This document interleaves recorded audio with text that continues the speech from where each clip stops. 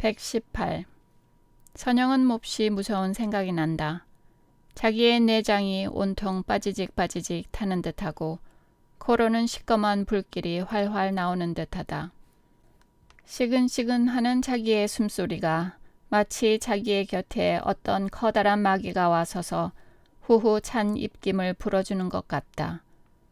자기의 몸이 마치 성경을 배울 때에 상상하던 컴컴한 지옥으로 둥둥 떠들어가는 것 같다. 선영은 흑하고 진저리를 치며 차실 내에 여기저기에 앉아 조는 사람들을 둘러본다. 그 사람들도 모두 다 무서운 마귀가 된 것 같다. 그 사람들의 얼굴들이 금시에 눈을 딱 부릅뜨고 자기를 향하고 달려들 것 같다. 아이고 무서워 하고 선영은 두 손으로 얼굴을 가린다. 얼굴을 가리면 영체와 형식의 모양이 또 보인다.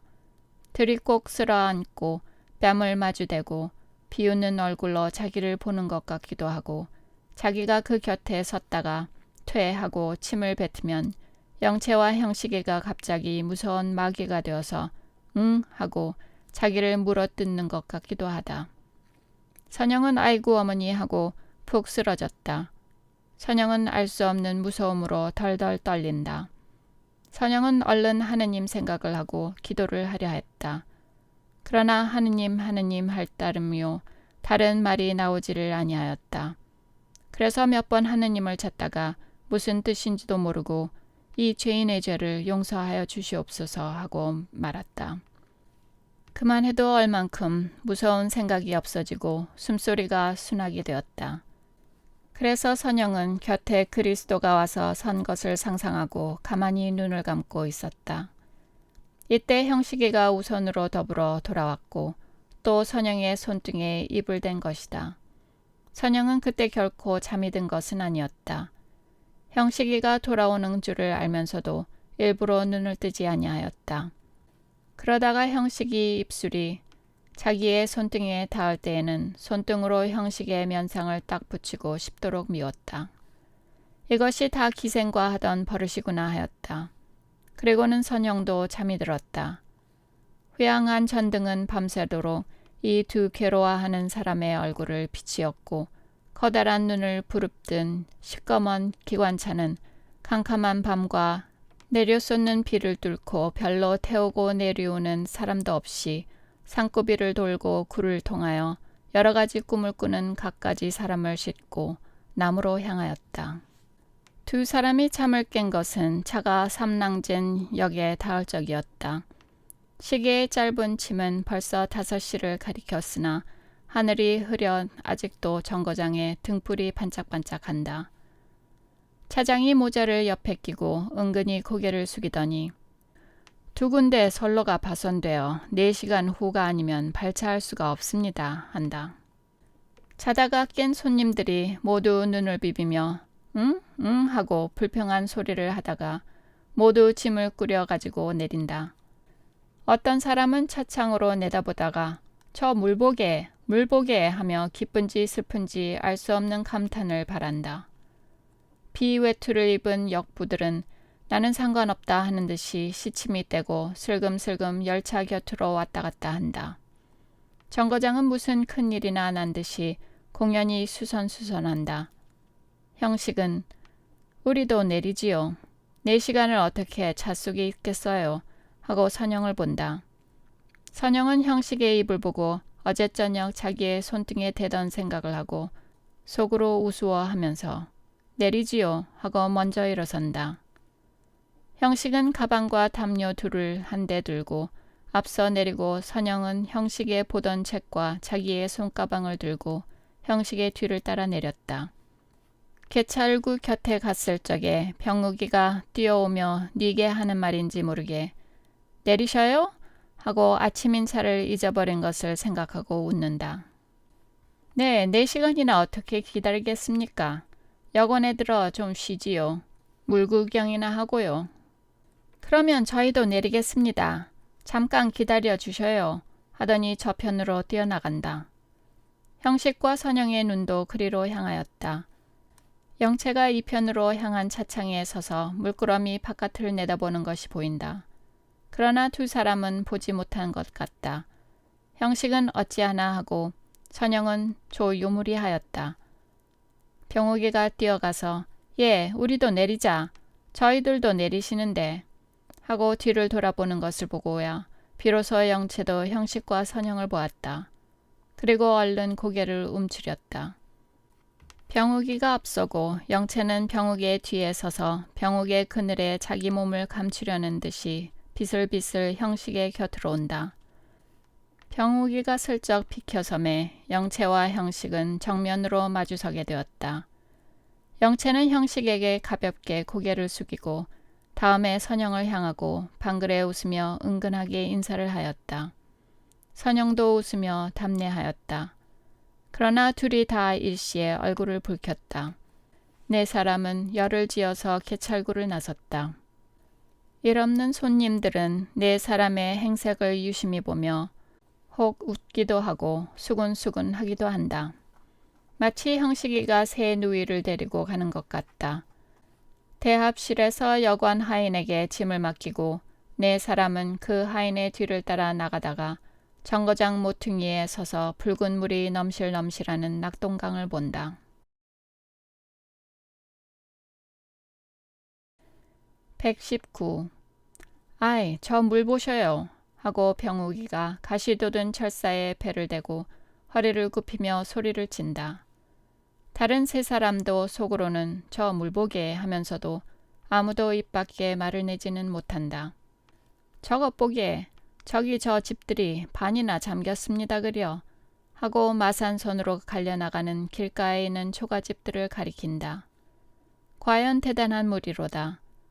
좌우편 산을 남겨놓고는 온통 시뻘건 흙물이로다.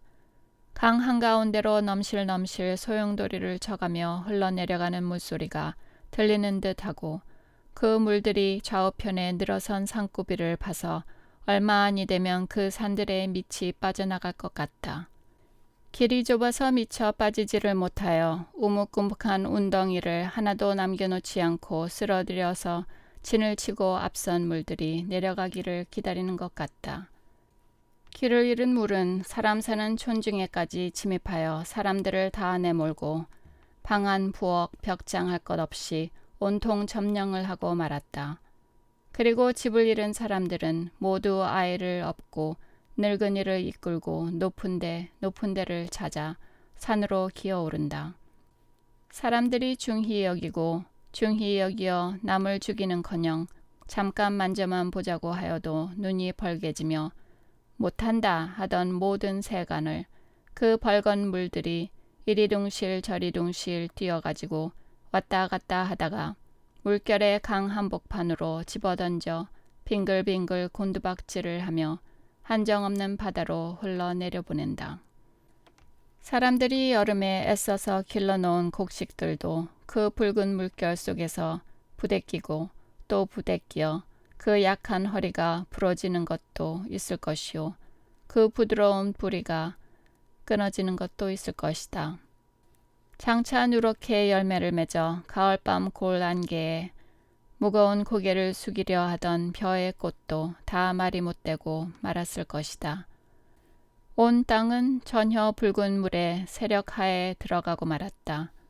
비는 그쳤건만은 하늘에는 언제 쏟아질지 모르는 검은 구름장이 뭉글뭉글 떠돈다. 풀이 낳게 동편을 향하고 달아나다가는 무슨 생각이 나는지 또 서편으로 향하고 몰려간다. 애따끔 참다 못한 듯이 굵은 빗방울이 우수수 떨어진다. 벌거벗은 높은 산에는 갑자기 폭포와 시내가 거꾸로 메어달린 것이 마치 검은 바탕에다가 여기저기 되는 대로 흰 줄을 그어놓은 것 같다. 그 개천들이 벌거벗은 산들의 살을 깎고 뼈를 우벼가지고 내려오는 소리가 무섭게 흘러가는 강물 소리와 합하여 웅대한 합주를 듣는 것 같다.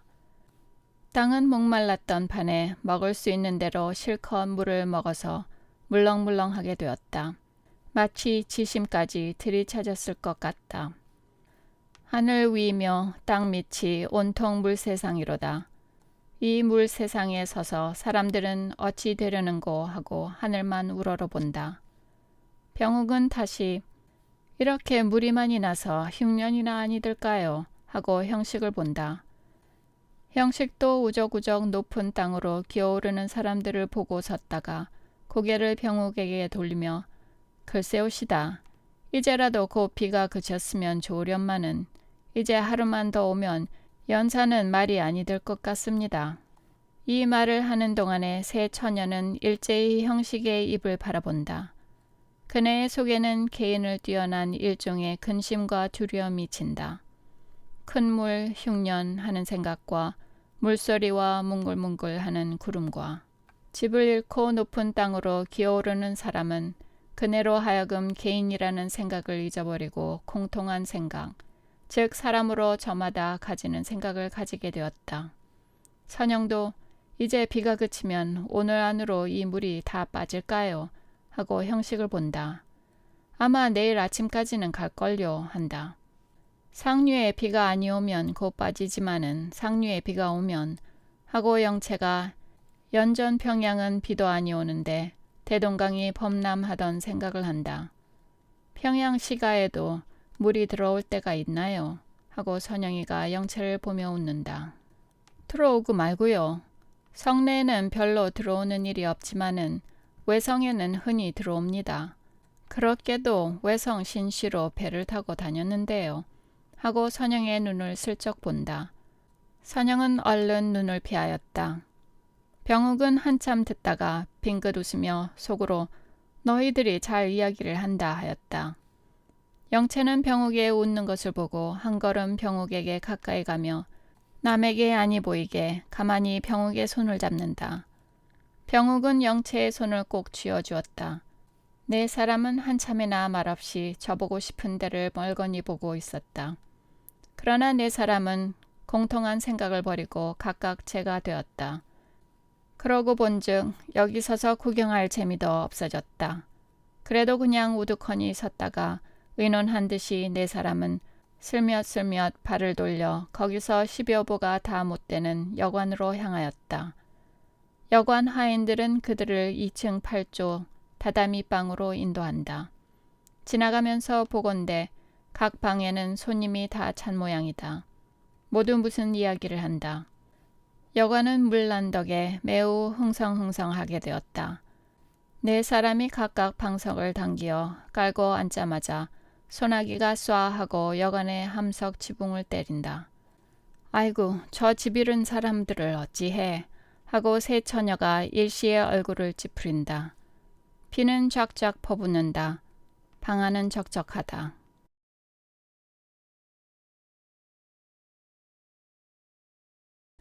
120.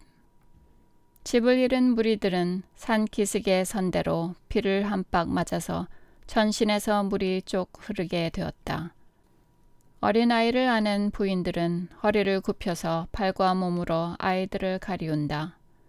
그러나 갑자기 퍼붓는 빗발에 숨이 막혀서 의아하고 우는 아이도 있다.